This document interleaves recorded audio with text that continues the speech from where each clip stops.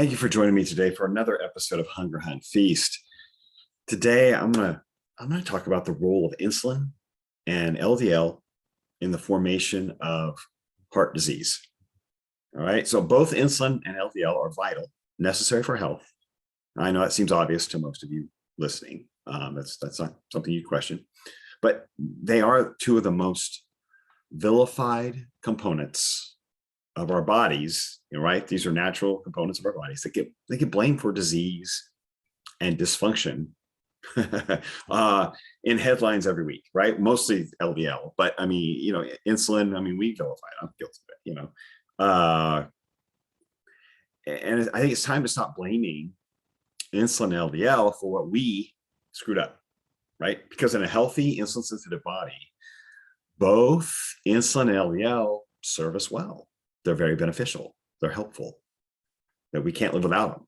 It's only in a dysregulated, poorly fed, insulin-resistant environment that insulin and LDL become part of the disease process. And this should be a huge sign to us that we need to pay more attention to how they're functioning and how we affect these components with our lifestyle choices, rather than blaming them or fearing them.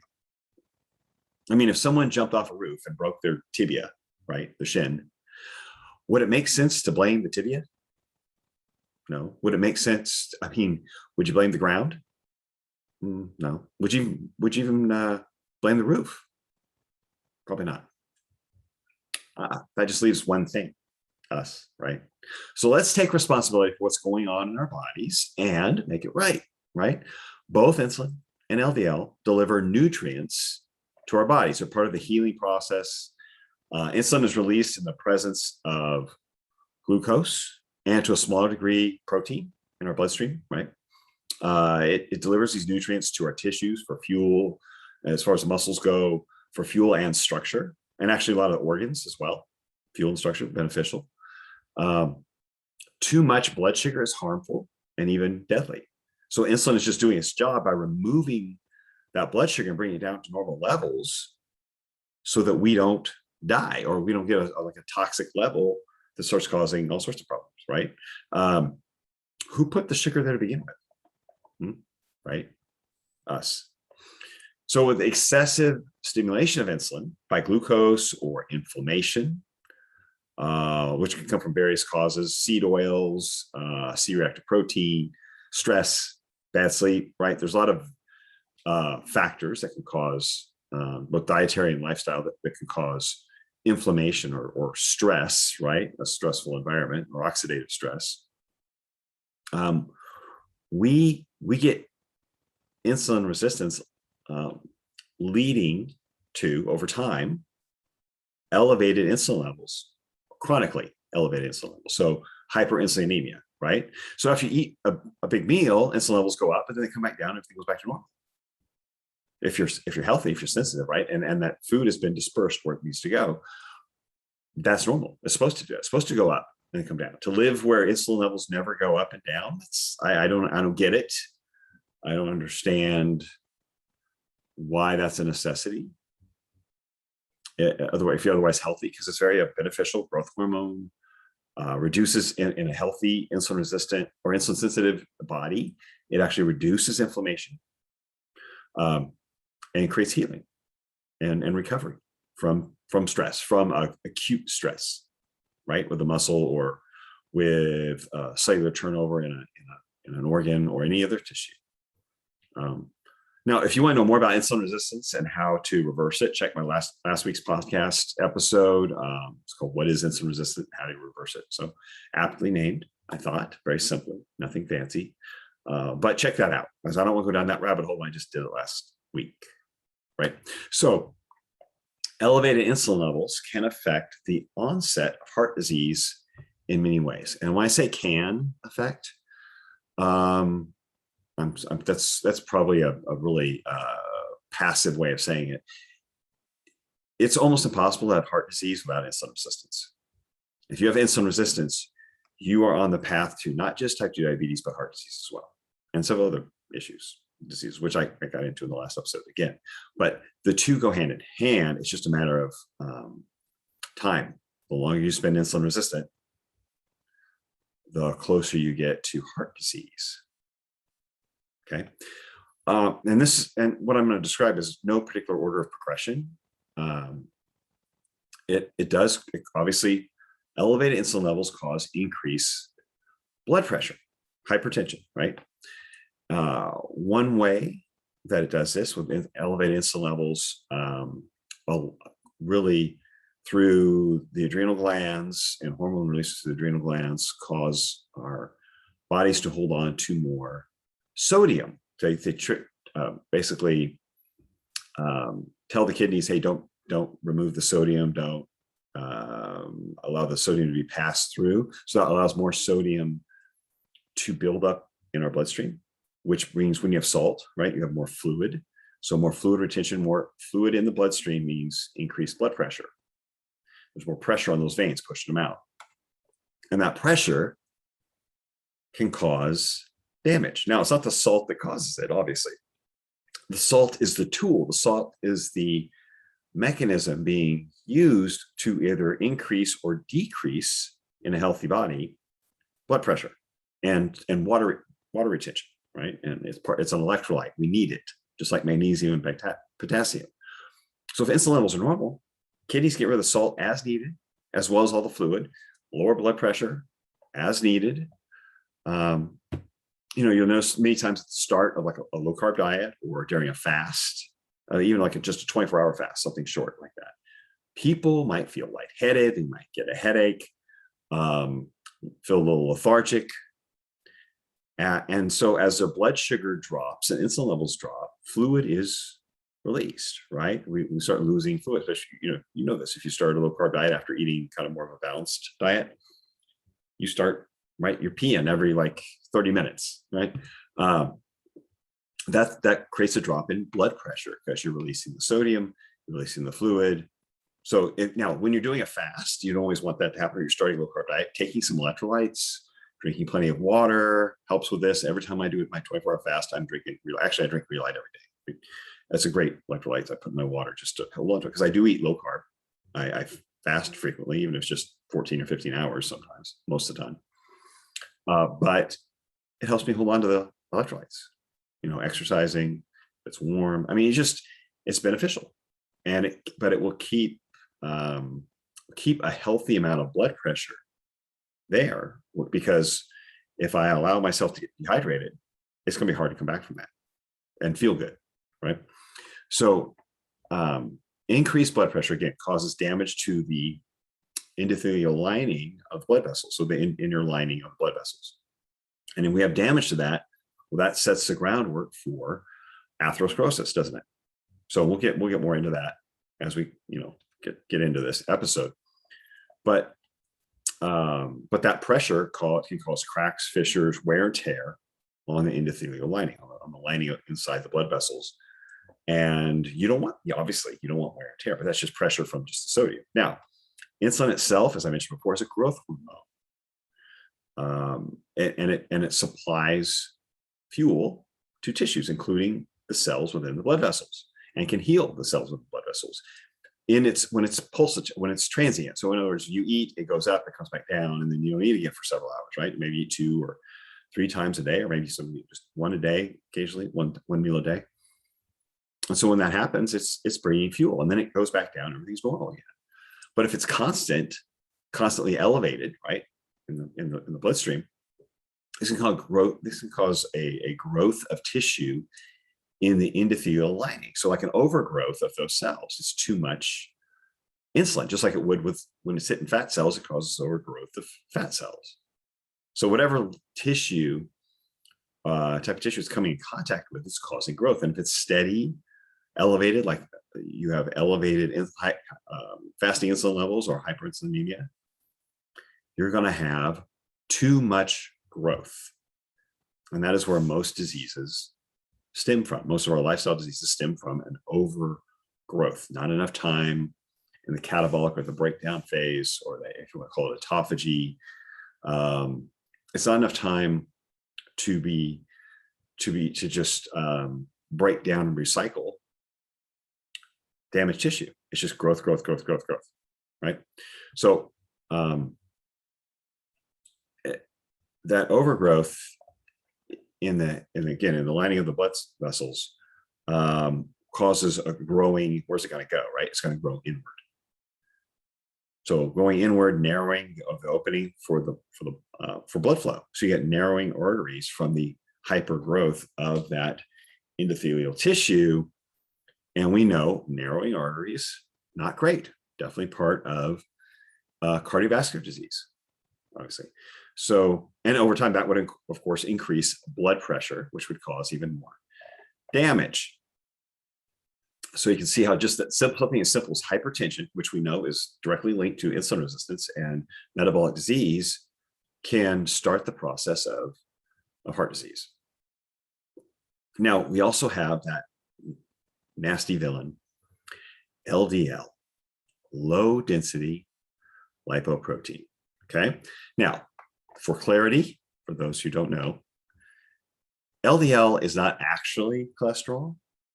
It's a delivery vehicle. It's like a dump truck, so to speak, in our blood, right? Generated in the liver. Liver makes all the LDL to deliver nutrients like fat soluble vitamins, vitamins A, D, E, K, some antioxidants. You know, it's just in addition to cholesterol. So cholesterol is one of the passengers, and triglycerides, which are fat molecules, right? Which are delivered for energy or for storage when there's just too much energy in the body that we can't burn. You got to store fat somewhere. You can't just allow it to sit in the bloodstream. We got to store it. And when the liver's taking on too much energy, it'll pump some out as triglycerides, which can go in the visceral, be stored in the visceral area, could be stored in the bloodstream, could be, you know, in the lining of the blood vessels, but you can use as energy if there's a need. If there's not a need, it's stored. But the majority of our cholesterol delivered by LDL is made in the liver, about 80% or so. The brain makes its own cholesterol for itself. That's how important it is for the brain. It makes up about, cholesterol makes up about 25% of brain weight. I think 15% of the total cholesterol in our body is actually stored, is part of the brain structure. It's used for structure in the brain. So 15% of our body's cholesterol in the brain for function, for proper function. Cholesterol is not a bad guy. So almost every cell in the body, for the purpose of making and repairing cell membranes, among other things, makes its own cholesterol as well. There are certain cells that don't, but the majority of our cells in our body generate their own cholesterol, because the cell membrane around those cells is actually made of lipid cholesterol to allow things to come in and out, right? That's how it passes through that membrane to allow nutrients in and out, fluid in and out. So, but that uses that cholesterol that it makes for cell membranes primarily, and repair that cell.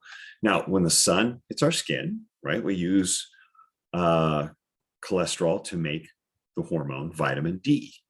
And we all know last year how important vitamin D is. Quite important. We probably hadn't even realized how important it was until this last year and a half. Really, we're coming up on 2 years very quickly. Importance of vitamin D, not only for bone health, but for immunity. And we use cholesterol to make hormones like cortisol, testosterone, estrogen, progesterone. If you look at a cholesterol molecule, and then look at the drawings of a molecule for testosterone, cortisol, estrogen, looks the same. Looks very similar. It's not identical, but it's it's just like modifications of the same structure. We can't live, my point is, we can't live without cholesterol. We use it daily. We absorb about maybe 10 to 15% of it from food. From the food that we eat. And a lot of the cholesterol that we eat passes on through our gut. A lot of it's in a form that we can't absorb. But some of our cholesterol is recycled through the bile ducts, and it's brought back to the gut. And then once it gets into the gut, it can either get passed out if we don't need it, or if we need it, we reabsorb it into our system from the gut, from the bile salts.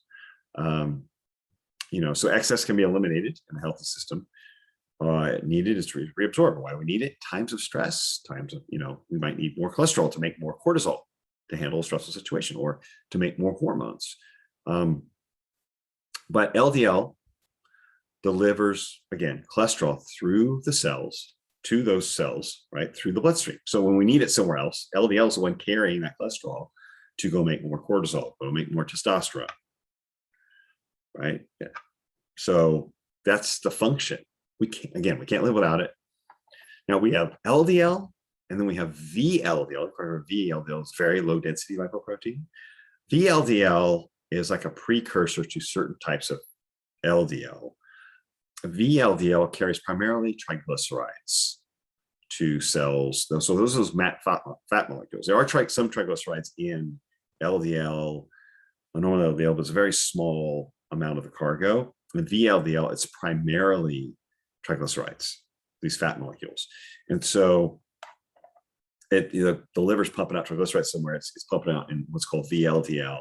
It's got a little bit of cholesterol in it, a lot of triglycerides. High amounts of triglycerides are created in the liver and pumped out as a result of a high carb or high sugar diet, really, and intake. So basically, it's unused energy going pumped out. Alcohol is also the other thing that really causes our liver to pump out a lot of triglycerides. Alcohol and sugar, two main culprits. Now, high triglycerides are often associated with insulin resistance, as you can imagine. It's going from as a result of high carb or sugar intake, or alcohol and or high alcohol intake, or consistent alcohol intake, really. Then you can imagine why be associated with insulin resistance. But if energy can't be delivered to the muscle, okay, so let's say muscle's insulin resistant, or the fat tissue hits its fat threshold. If you don't know what I'm talking about, see the last episode. It can't be delivered to muscle and fat tissue because of insulin resistance. It comes to the liver, okay, where it's deposited as fat, especially if the liver is already full of glycogen. So if you got insulin resistant tissues, chances are energy's already been coming to the liver. It's full pretty quickly. It can only hold about 100 grams of glycogen, 400 calories or so. So you probably got a full liver, so everything's deposited as fat, or it comes in and the body, or the liver, packages that energy as fat and sends it out from via VLDL, with VLDL, right? Using VLDL to carry it to the rest of the body. Again, not a lot of cholesterol in that. It's mostly triglycerides. Now, the idea is that once the triglycerides are dropped off or dumped by the VLDL, it becomes an LDL particle with not a lot of cholesterol, because most of its cargo was actually triglycerides, was fat. And this leads us to having a LDL particle with a small amount of cholesterol, because it was a small amount of the cargo to begin with. So we have what's called small dense LDL, because they're smaller particles. They're just kind of heavy, but they're more dense, say heavy. They're more compact and smaller. Okay, so we have the small dense LDL, which is often considered the most atherogenic. And I'll explain that. The LDL that was packaged originally for taking triglycerides, or taking cholesterol and the antioxidants and vitamins through the liver, okay, that weren't first VLDL, are often the large fluffy LDL. So they're much more full of cholesterol and the vitamins, so they're bigger. They have much more cholesterol packed in them to begin with, very small amount of triglycerides in there. That's a very small part of the cargo. So as we know, the small dense ones, again, are considered the most atherogenic. The large fluffy ones,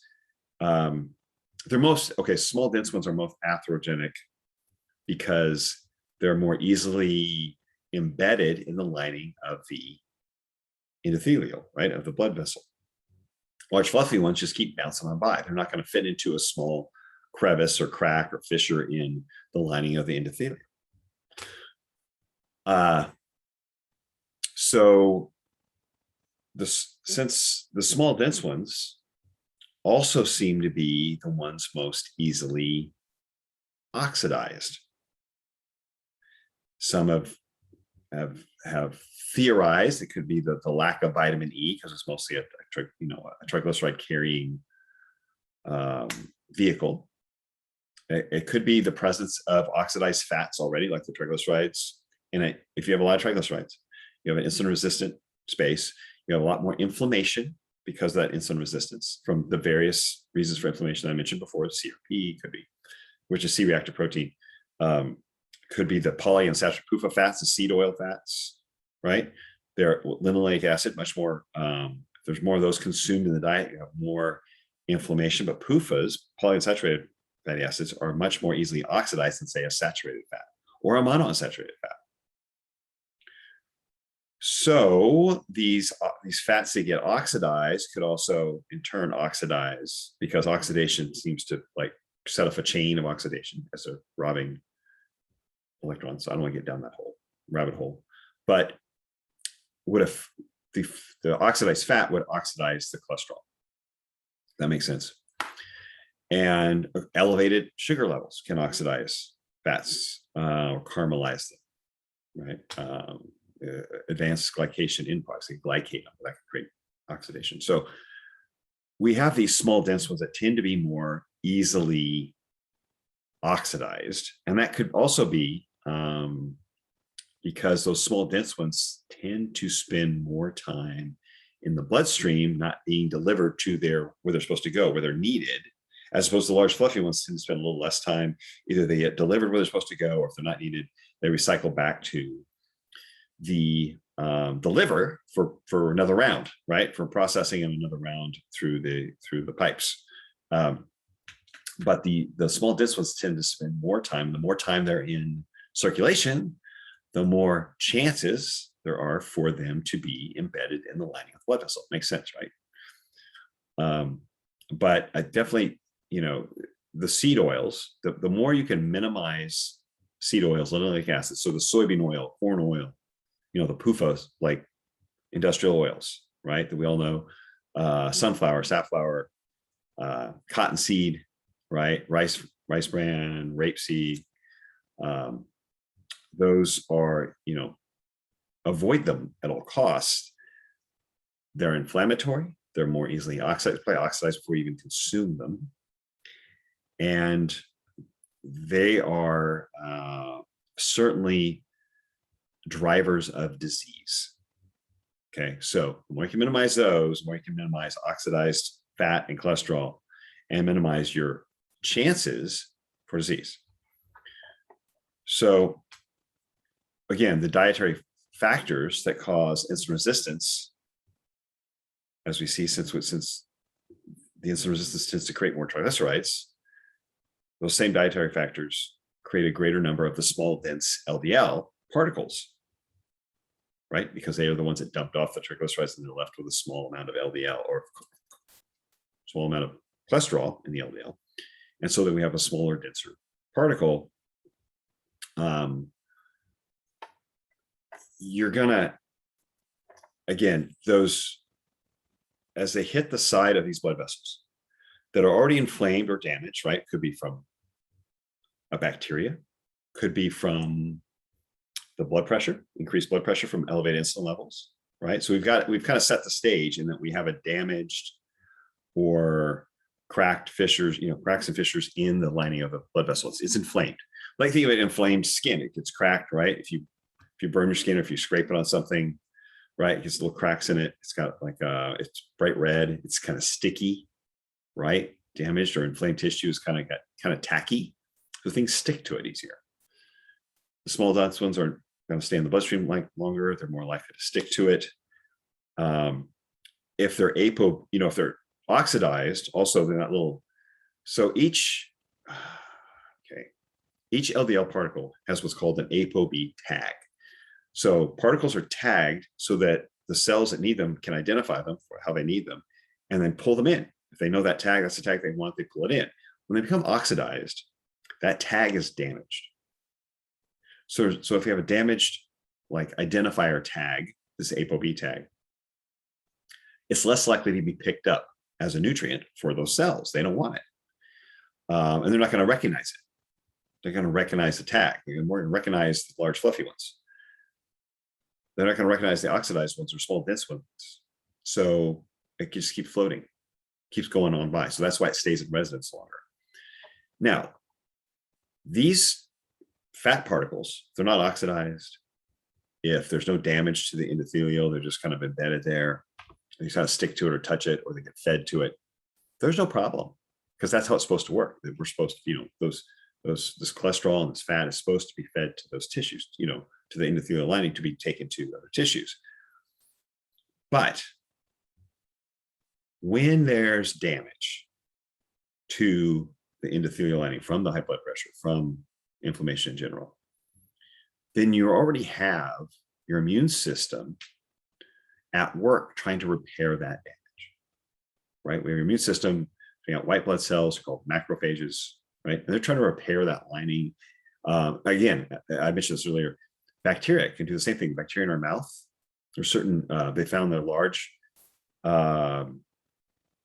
factor, or a relevant factor for heart disease, comes from bacteria. Most of the bacteria that leads to heart disease, if that's the factor that's creating the inflammation and the damage, those bacteria access our arteries through our mouth. They come in through its oral bacteria. Kind of crazy, huh? It's not coming from the gut. It's not coming from, it's not that it doesn't come from the gut, but most of it comes from the mouth, majority of it. So those macrophages trying to repair the lining are just doing their job, right? And they're cleaning it up. They're trying to patch it up. LDL particle, a little small dense LDL particle, is stuck in there. So it kind of becomes part of the new structure. Now, if you have an oxidized LDL particle, so it's inflamed, well, then the macrophages look at that as another source of inflammation. There's more inflammation here. We need to get rid of this. So they attack it as well and bring on more macrophages to attack it, to cover it, to protect the body from it. And then they create foam cells, what's called foam cells, around these particles, these LDL particles, and which forms the arterial plaque that we know as atherosclerosis. So the inflammatory proteins that overflow from fat tissue when they've hit insulin resistant point. Again, check my last episode. Another factor, I meant to mention that as well. You got high insulin levels, right? Causing overgrowth of the endothelial. You've got high blood pressure. You've got oxidized fats. You've got just like C-reactive protein, other inflammatory markers. And again, in insulin resistant environment. So this is all around insulin resistance. We have the overflow of inflammatory proteins from overstuffed fat cells, which are pouring out fat anyway, right? They've got their fat threshold, and those proteins are coming in, and those can also cause inflammation.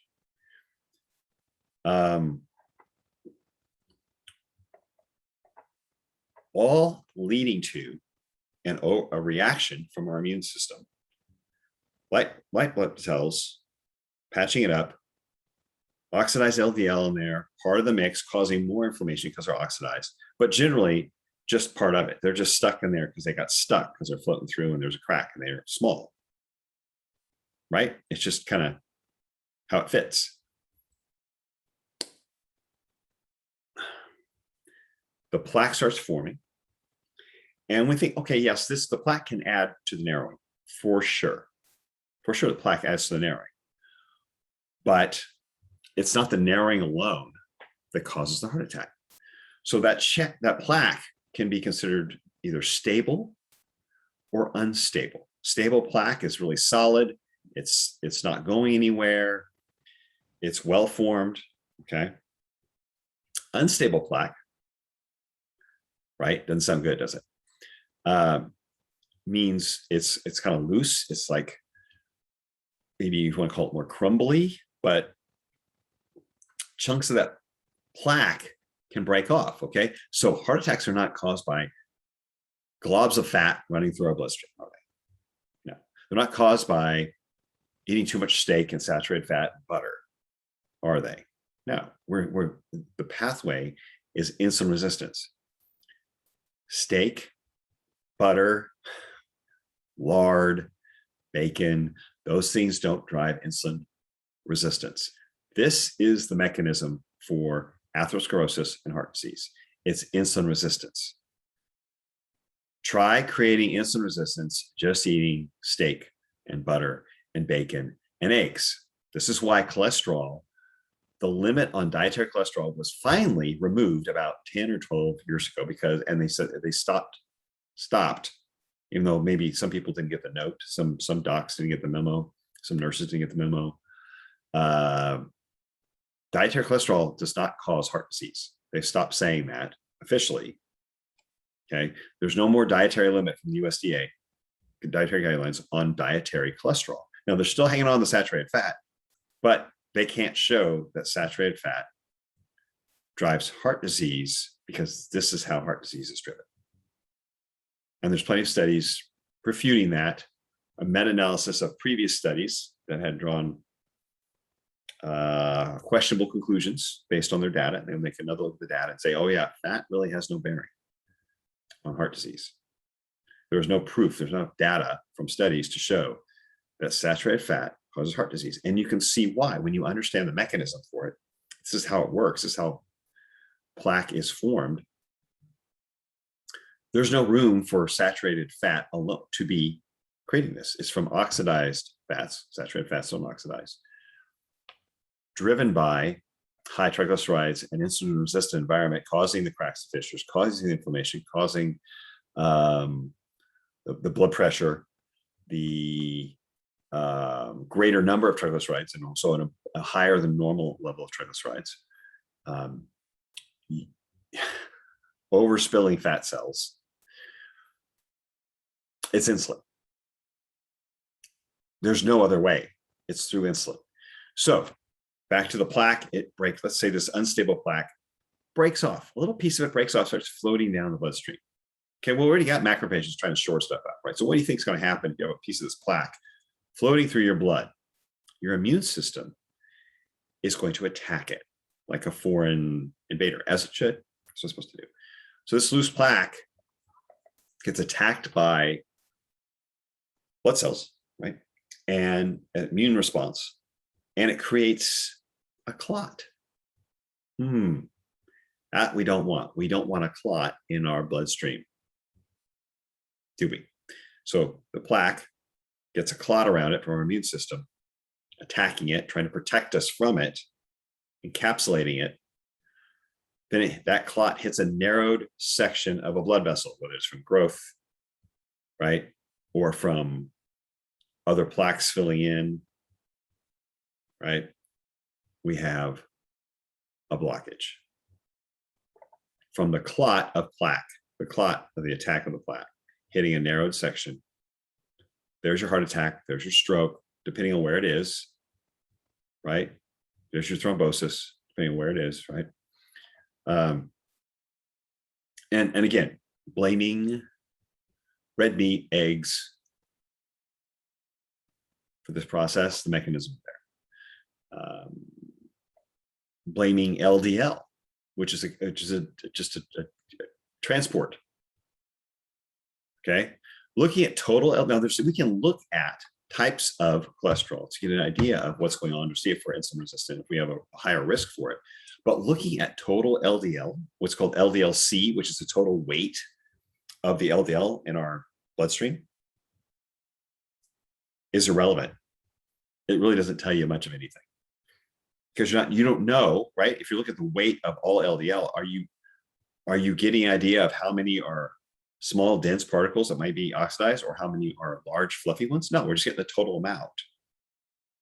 Don't you think it would be better to know how many of those are small dense LDL than the total? Would that make more sense? So here's a great analogy. let's say you know that you want to know how many, or your likelihood of your house being broken into. Okay. Likelihood of your house broken into, which is determined by the thieves, the people who would break and enter, right? So if you want to know how the number of thieves in your neighborhood or in your city, your community would affect your likelihood of a house break-in, would you want to know the total weight, the body weight of all of the thieves, the burglars, I should say, of all the body weight of all the burglars in your community? Or would you rather know the number of all the burglars in your neighborhood? Which do you think would be more relevant to your odds of being broken into, right? It's a ratio of burglars to houses, isn't it? How many burglars there are, right? Knowing their weight doesn't tell you a lot. The total weight of all the burglars combined doesn't give you much of an idea. Knowing the number, yeah, that might give you a better chance of figuring out the odds. So LDL-C is just the weight of all the cholesterol. It doesn't really differentiate the particle numbers, how many different particles there are. So you have the same weight of LDL in two different people, but one could have more small dense, the other could have the same weight but have large fluffy. So the one with the large fluffy is going to have fewer particles. The one with the small dense is going to have more particles to have the same weight, right? So I mean, you know, if you have 2,000 pounds worth of burglars, well, if, you know, 8 of them weigh 250, that's a little different than if, you know, say 10 of them, for easy math, weigh 200. Changes the number, doesn't it? So on an LDL scale, the scale is much larger, isn't it? So there are magnetic particle tests that can give you the number of particles. That's a different blood lipid test. It's a different lipid test than or it's a different test than your typical blood lipid test, I should say. But they can look at the total number of LDL particles, and you can see your particle risk, right? Particle numbers. And the more particles you have, the higher your risk, right? Because you got more small, dense ones that can get stuck. But as I mentioned before, that ApoB, right? Every LDL particle, large or small, has an ApoB flag on it. So you can add an ApoB indicator to your, or number, you know, test for the ApoB particles in your standard blood lipid test. Just add that on.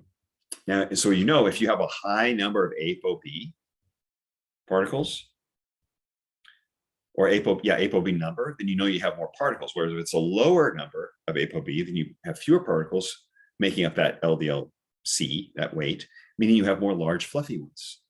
So higher ApoB, more small dense, lower ApoB, large fluffy ones. And then if you have that, if you have a normal or lower level number of ApoB, hey, don't worry about it too much. If you have a high number, then you may want to get a little closer look. You may want to go for the other test. You may want to start looking at other things going on,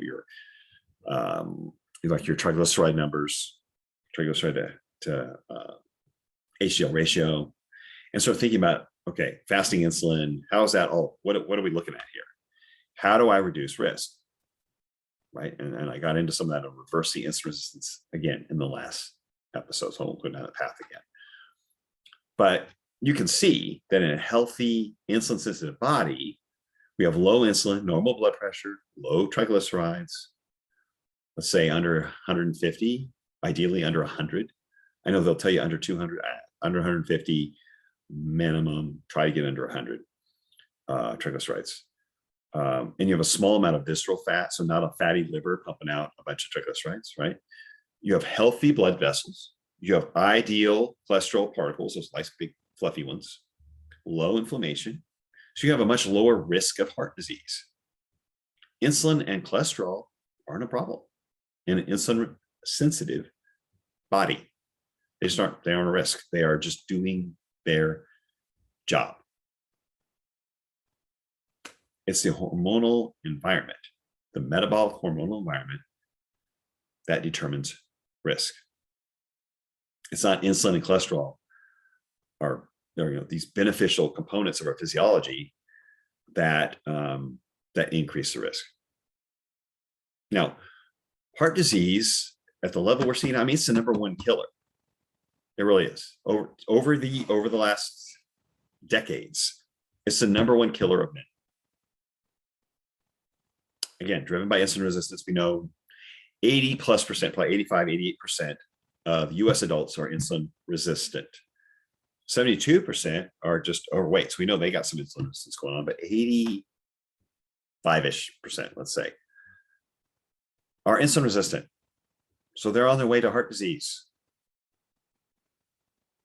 That's not how it used to be. I'm talking even 100, 150 years ago. We didn't have, and yes, they were looking for it. Johns Hopkins was around in the 1800s, guys.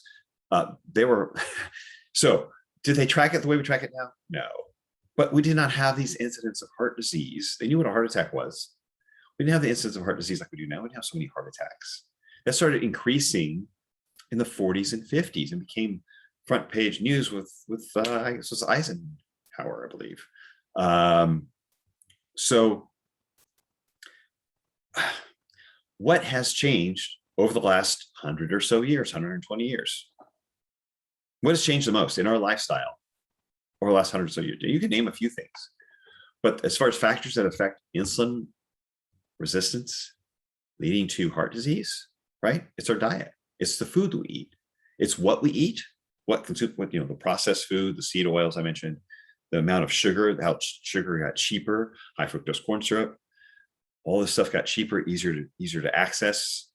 So what we eat, how often we eat, right? Use 3 squares a day, maybe. When things were prosperous in the 50s and 60s, it was 3 meals a day. As opposed to now where it's like 6, 3 meals, 3, 4 snacks. We're eating over 14, 15 hours a day. So how often we eat, and then how much we eat,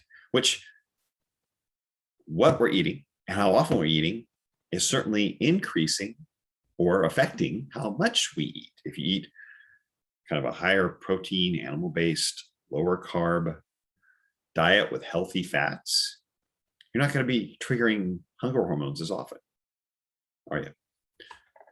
So it starts with what you eat, how often you eat. Frequency of eating is going to stimulate more hunger, believe it or not.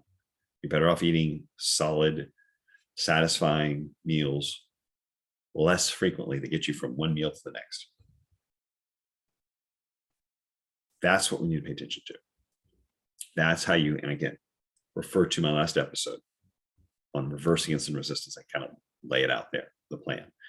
What we eat, how often we eat, how much we eat is affecting our insulin resistance, leading to the #1 killer of men, people, okay, humans, the more appropriate way to say it, #1 killer of humans, heart disease.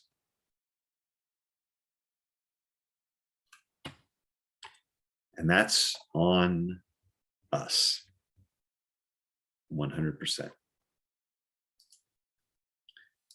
Have a great week.